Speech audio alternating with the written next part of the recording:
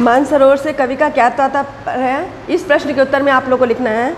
मानसरोवर साधना की वह चरम अवस्था है जिसे मानसरोवर स्नान की संज्ञा दी गई है। मानसरोवर और कैलाश की चर्चा साधना में की गई है क्योंकि हम जब कोई भी भक्ति करते हैं तो स्वर्ग प्राप्ति या इस तरह की भावना को मन में रखते हैं, तो उस साधना की चरम अवस्था को मानसरोवर कहा गया है। दूसरा प्रश्न है, आपकी किताब में प्रश्न हो गई है, कवि ने सच्चे प्रेमी की क्या कसौटी बताई है?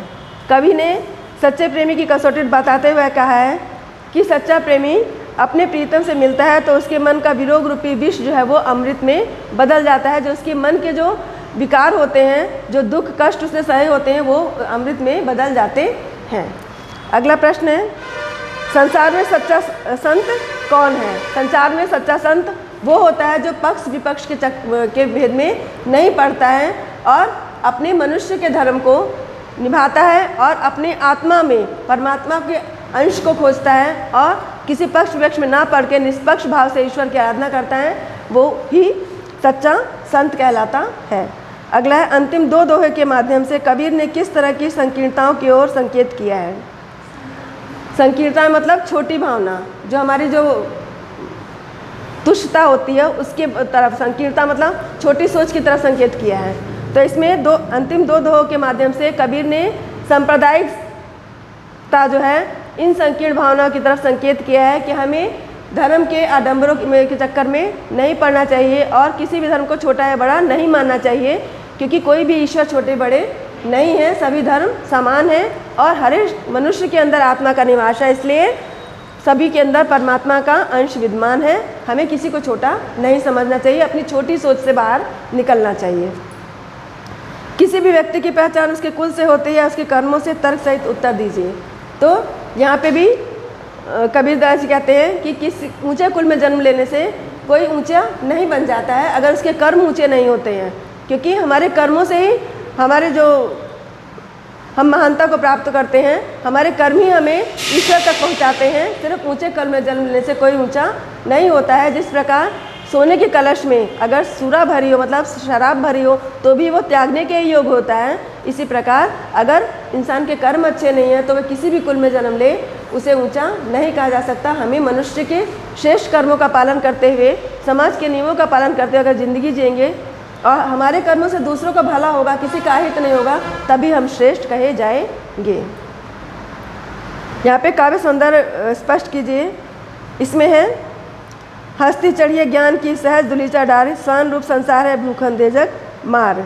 यहाँ पे कबीरदास ने सहज साधना पर बल दिया है कि हमें सहज रूप से साधना करनी चाहिए। जब अगर हमको ज्ञान के हाथी पे अगर हम चढ़ते हैं तो हमें सहजता का आचरण करना चाहिए, क्योंकि ये संसार को उन्होंने स्वान की उपमा दी है, कुत्ते की उपमा दी है कि ये जो है जब ज्ञान के हाथी पे चढ़ेंगे, ज्ञान के मार्ग पे चलेंगे तो लोग आपकी आलोचना करेंगे, लेकिन आपको सहजता से सबका सामना करना है और अपने मार्ग पे पक्ष विपक्ष का ध्यान रखे बिना ज्ञान के मार्ग पे आगे बढ़ते जाना है।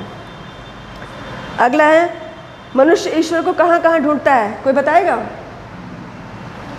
मनुष्य ईश्वर को कहाँ कहाँ ढूंढते हैं?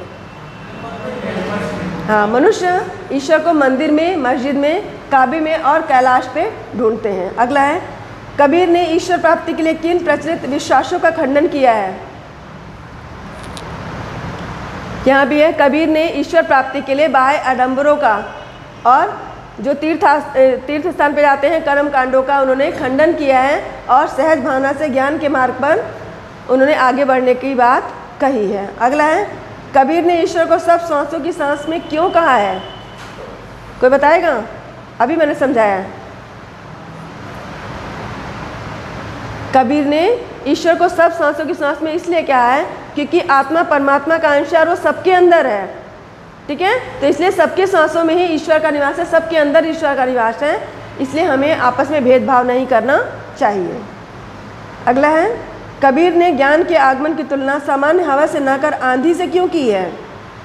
क्योंकि सामान्य हवा तो साधारण हवा होती है, लेकिन ज्ञान से, आंधी से क्या होता है? परिवर्तन आते हैं, जड़ से पेड़ तक उखड़ जाते हैं, ठीक है? इसलिए उन्होंने ज्ञान की तुलना आंधी से की है, जिससे कि जब ज्ञान लोग के अंदर आए तो परिवर्तन भी दिखे, ठीक है? साधारण हवा जो है वो परिवर्तन नहीं ला पाती है और ज्ञान की आंधी आने से समाज में अज्ञान के सभी जो है टाट छप्पर जो उड़ जाते हैं, अज्ञानता खत्म होती है और परिवर्तन होता है, इसलिए उन्होंने ज्ञान की तुलना आंधी से की है। ज्ञान की आंधी का भक्त के जीवन पर क्या प्रभाव पड़ता है? ज्ञान की तीव्रता आंधी चलने पर ईश्वर प्रेम के प्रकाश जो है वो सबको दिखाई देता है, और उसके बाद जो जलधारा को उन्होंने ईश्वर प्रेम की जलधारा कहा है कि जब वो ज्ञान की आंधी आती है तो सारे मन के जो विकार हैं, जो हमारे भ्रम होते हैं, वो उड़ जाते हैं और हमें ईश्वर के ज्ञान का प्रकाश हमें स्पष्ट दिखाई देने लगता है। अगला है,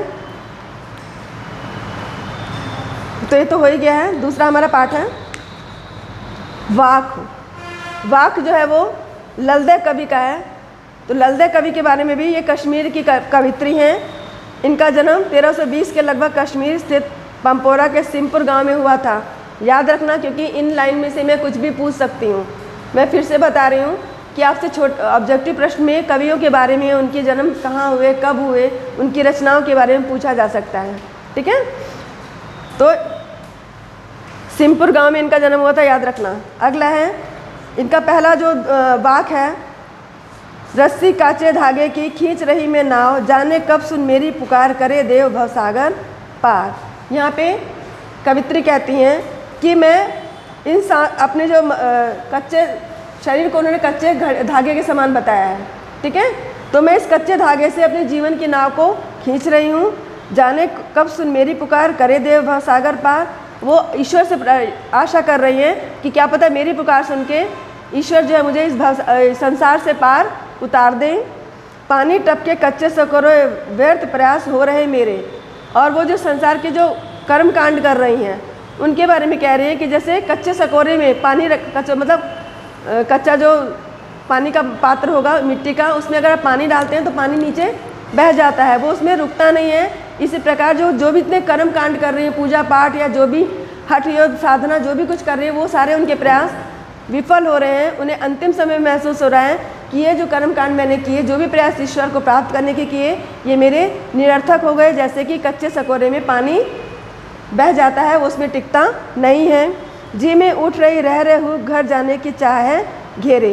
अब अंतिम समय जब उनका आया है तो उनके मन में बार बार हुक उठ रही है, वो घर जाना मतलब ईश्वर के समीप, अपने परमात्मा से मिलन की बात कर रही है कि अब उनके मन में हुक उठ रही है कि वो घर जाना चाहती हैं, ईश्वर के समीप जाना चाहती हैं। परंतु जो उन्होंने प्रयास किए ज़िंदगी भर, वो उनके व्यर्थ हो गए।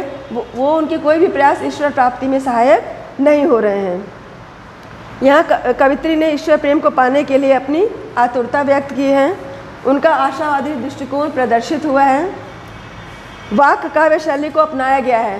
ललदे की शैली कौन सी है? वाक। इस कविता को वाक कहते हैं। दोहा होता है ना, किसी को दोहा कहते हैं, किसी को चौपाई कहते हैं। तो ललदे ने जो लिखा है उसको वाक शैली है ये। ठीक है। रह में पुनरुक्ति प्रकाश अलंकार का प्रयोग हुआ है। दूसरा है, खा कुछ पाएगा नहीं, ना खा बनेगा अहंकारी। यहाँ पे कवित्री सभी मनुष्यों को संबोधित करते हुए कहती हैं कि अपना सर्वस्व समर्पित करने पर ही ईश्वर की आराधना की अवस्था में प्रवेश होता है। अगर वो सोचेगा कि हम अपनी इंद्रियों से खुद सुख पाएंगे, तो अगर स्वयं सुख पाने की कोशिश करेंगे तो उससे हमें कुछ नहीं प्राप्त होगा। हमें ईश्वर के मार्ग पर चलना ही पड़ेगा। उस समय ऐसा लगेगा जैसे कुछ मिला ही नहीं, परंतु ईश्वरी कृपा अनुग्रह सबको समान रूप से प्राप्त होता है। अगर हम सच्चे मार्ग पे चलते हैं तो ईश्वर का अनुग्रह हमें सभी लोग को मिलता है। सम खा सभी होगा समभावी, खुलेगा सांकल मन द्वार की। वो कह रहे हैं कि सबको समान भाव से देखना। खाने का मतलब यहाँ खाने से नहीं है, सभी को एक समान भाव से देखने की बात वो कर रही है कि जब सभी को हम समान भाव से देखेंगे और सबके दुख सुख में उसकी सहायता करेंगे, तभी जो हम ईश्वर को भी प्राप्त कर सकेंगे। मनुष्य इस अखंड सत्ता को खंड खंड करके भेद उत्पन्न कर उसे देखता है। कोई अपने आप को हिंदू, कोई मुसलमान कहता है, लेकिन इस भेद को ख़त्म करना है और खुद की मान्यता को श्रेष्ठ मानकर दूसरों की मानना, मतलब दूसरे के धर्म को छोटा मानना, इसे भी हमें ख़त्म करना है और अपनी चेतना शक्ति को व्यापक बनाना है, जिससे हम ईश्वर को महसूस कर सकें। तीसरा है, आई आंधी राह के गई न, आई सीधी राह से गई न सीधी राह, सूक्ष्म सेतु पर खड़ी थी बीत गया दिन आए। कवित्री कहती है कि इस राह पे, इस जीवन रूपी राह पे मैं सीधी आई भी नहीं, मतलब मैं नहीं आई थी, ईश्वर की कृपा से मैं इस संसार में आई हूँ, लेकिन यहाँ आके मैं सीधी राह नहीं गई। मैंने क्या किया, संसार में जितने भी ढकोसले थे, जितने भी ढोंग थे, जो भी कर्म कांड थे वो मैंने किए। किसी ने कहा कि योग करो, किसी ने कहा कि योग करो, किसी ने कहा कि पूजा पाठ करो, इससे ईश्वर प्राप्त करेंगे। तो ये सब कह रही है कि मैं सीधे राह ना जाके इसी में, इन्हीं चक्रों में पड़ी रह गई। तो कभी इस योग किया, कभी साधना की, लेकिन मैं कभी सीधी राह पे, ईश्वर का मार्ग तो बिल्कुल सीधा था कि सबके प्रति समभाव रखो, सबके अंदर ईश्वर को देखो, अपने कर्म अच्छे रखो, इससे ईश्वर प्राप्त होते। वो मैं ना करके मैं कर्म कांडों में पड़ी रही। जेब टटोलती कौड़ी ना पाई, माझी को दूँ क्या उतराई। और जब अंत समय आया है और जब वो सोच रही हैं, तब सोचती हैं कि मैंने तो ऐसा कोई काम नहीं किया, ऐसा संसार के लिए, समाज के लिए, मनुष्यता के लिए कोई भलाई का काम नहीं किया, मैंने ऐसा कोई काम नहीं किया जिससे ईश्वर खुश हो सकें। तो अगर ईश्वर मुझे इस संसार के पार उतारेगा तो मैं उसे उतराई के रूप में क्या दूंगी। तो अब वो शर्मिंदा हो रही हैं कि उन्होंने इस जीवन को व्यर्थ कर दिया कर्म कांड में और योग की साधना में, अनेक ज्ञान के मार्ग पे चलने में, अपने धर्म पक्ष विपक्ष के चक्कर में पड़ के व्यर्थ कर दिया। और अब मैं ईश्वर को क्या दूं, क्योंकि मैंने तो ऐसा कोई भी कर्म नहीं किया जो मैं ईश्वर को, जो सच्चे कर्म होंगे वही तो इस पर को समर्पित करोगे। अपने बुरे कर्म तो करोगे नहीं, दिन भर मोबाइल देखोगे, टीवी देखोगे, वो तो समर्पित करोगे नहीं ना। तो करना तो जो हमने अच्छे कर्म किए वही हमारी पूंजी है, तो वो हमने किया नहीं। तो इसीलिए कभी कह रही है कि अब जब समय बीत चुका है तो उसे अपना जीवन व्यर्थ लगने लगा है। उस समय कुछ न कर सकने की असमर्थता बहुत पीड़ादायक होती है। जैसे कि जब एग्ज़ाम आ जाता है और पेपर सामने होता है और अगर हम पढ़े नहीं होते हैं तो जो लगता है कि अरे कितना समय था, घर में आराम से रोज़ 1 घंटा भी पढ़ते तो सब पढ़ लिया होता, लगेगा ना। अब एग्ज़ाम आ रहा है ना, तो वही चीज़ कवित्री को भी लग रही है। अगला है, यहाँ बताया गया कि मनुष्य अपने स्वार्थ सिद्ध करने के पीछे जीवन के लक्ष्य को भूल जाता है। स्वार्थ सिद्ध करना चाहिए हम, क्योंकि जीवन में आए तो हमें कर्म तो करने ही पड़ेंगे, अपने परिवार के लिए, अपने जीवन यापन के लिए कर्म करने पड़ेंगे, लेकिन उन कर्म में हमें गलत काम नहीं करने हैं, सही मार्ग से चलना है, ईमानदारी से चलना है, जिससे कि हम जब ईश्वर के सम्मुख पहुँचें तो हमें अफसोस ना हो। अगला है, जल थल में बसता है शिव ही, भेद न कर क्या हिंदू मुस्लिम। यहाँ फिर वही बात, कबीर वाली बात ये भी कह रही है कि जल थल में, संसार के कण कण में ईश्वर बसता है। शिव मतलब ईश्वर ही है, शिव सब में बसता है। भेद न कर क्या हिंदू मुसलमान, इसलिए तुम हिंदू मुसलमान का भेदभाव मत करो और सबको एक समान समझो। ज्ञानी है तो स्वयं को जान, यही है साहिब से पहचान। अगर तुम ज्ञानी हो तो स्वयं को पहचानो, अपने अंदर की आत्मा को पहचानो और अपने कर्म को देखो कि मैं सही कर रहा हूँ कि नहीं। हमारे अंदर इतनी सामर्थ्य होती है कि हम खुद को भी जज कर सकते हैं कि हम जो कर रहे हैं सही कि नहीं। तो वो कवित्री यही कह रहे हैं कि अपने आप को अगर ज्ञानी हो तो स्वयं को पहचानो। साहब मतलब ईश्वर की यही पहचान है, क्योंकि जो आत्मा का है वो परमात्मा का अंश है, और इसलिए हमें पक्ष विपक्ष में ना पड़े, किसी को दुख ना दें, कोई गलत काम ना करें, जिससे कि हमारा जीवन सफल हो जाए। यहाँ पे पहला है, रस्सी यहाँ किसके लिए प्रयुक्त है और वह कैसी है, प्रश्न है ये। इसमें है रस्सी शब्द यहाँ जीवात्मा के लिए प्रयुक्त हुआ है, ठीक है। और यह रस्सी सांसों के कच्चे धागों की है। उन्होंने पूछा है रस्सी किस चीज़ की है, सांसों के कच्चे धागे की ये रस्सी है। अगला है, कवित्री द्वारा मुक्ति के लिए किए गए जाने वाले प्रयास व्यर्थ क्यों हो रहे हैं। कच्चे मिट्टी के सकोरे में जैसे पानी तिर जाता है, मतलब बह जाता है, वैसे जो भी इस संसार में आके कवित्री ने कर्म किए हैं वो उसे व्यर्थ लग रहे हैं, क्योंकि उनसे उसे ईश्वर की प्राप्ति में सहायता कुछ नहीं मिल रही है। इसलिए उसके सारे प्रयास जो से व्यर्थ लग रहे हैं और उन प्रयास से उन्हें असफलता मिल रही है। अगला है, कवित्री का घर जाने की चाह से क्या तात्पर्य है। घर जाने की चाह से कवित्री का अर्थात ईश्वर को प्राप्त करने से है, ठीक है। बाकी ज्ञानी से कवित्री का क्या अभिप्राय है। ज्ञानी किसे कहा है कवित्री ने, जो स्वयं को पहचान सके उसे कवित्री ने ज्ञानी कहा है। इसको बंद कर दिया।